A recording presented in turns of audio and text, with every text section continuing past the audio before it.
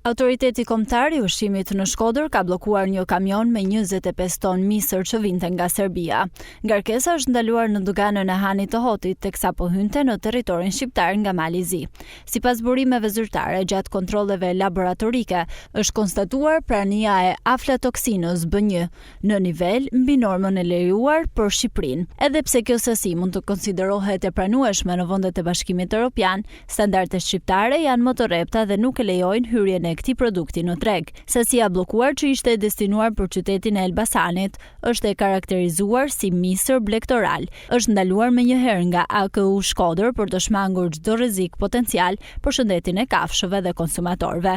Ndërkohë, autoritetet e AKU Shkodër kanë ndërhyrë edhe për një fermë qumshti në fshatin Trush, ku pas inspektimeve janë konstatuar disa parregullsi në procesin e prodhimit dhe ruajtjes së produktit. Si pasojë, subjekti është bllokuar deri në plotësimin e kushteve të nevojshme higjieno-sanitare. AKU ka theksuar se kontrollet do të vijojnë në të gjithë qarkun me qëllim garantimin e sigurisë ushqimore dhe mbrojtjen e shëndetit publik.